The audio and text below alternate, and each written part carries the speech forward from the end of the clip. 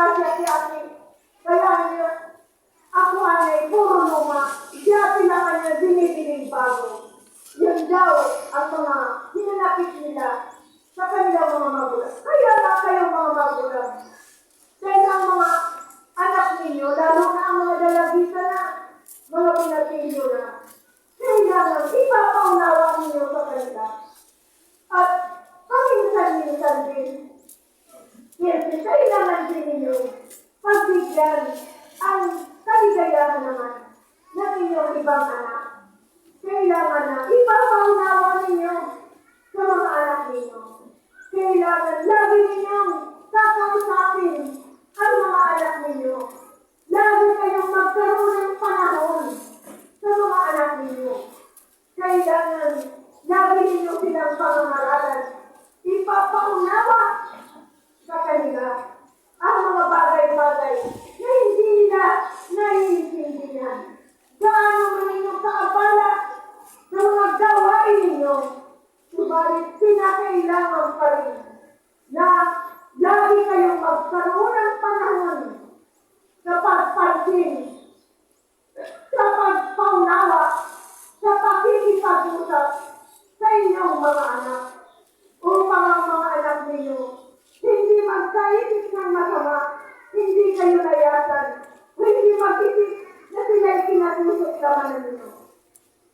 Kailangan lagi kayong magkasundo na magkakapatid upang ang banal na Espiritu ng mahal na Diyos at siyang laging manahan sa inyong mga kahanan upang lagi kayong pagpalain ng mahal na Diyos.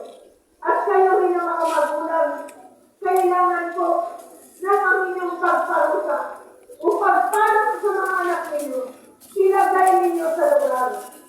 Dahil nga, minsan maraming magulang ang umiiyak dito. Nilayasan sila ng kanilang anak. At iba naman ang kanilang anak sa ibang tao nagpo-problema dahil sa lagi ang kinadagalitan ng magulang. Sinipimot daw sa tayo na inuupong ang ulo sa dingding kapag nagkakamali. Kaya ano ang nangyayari? Ang ibang bata na nagpupunta rito, mga dalagita na mga binatilyo, ang tayo na raw nila lumalabas na ng dugo. Dahil ang sabi ng magulang, kaya raw inuupong ang ulo dahil matigas. Sinalalambot ng magulang. Sinasampal kapag sumasagot. Kaya halos dumudugo ang tainga. Nagiging na raw sila. Ang akalaan ni Papa ni Mama, ayaw namin silang sundin. Pero ang totoo, hindi na raw nila nakikinig. Napapakinggan minsan.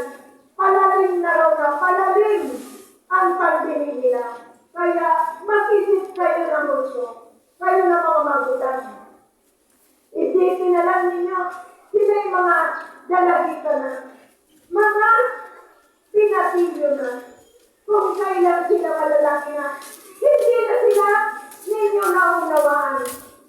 Bakit nung sila ay maliliit pa, mga magugulo pa, napagpasensyahan ninyo sila. Inunawa ninyo sila. Dahil dapat ninyong isipin na mga magulang.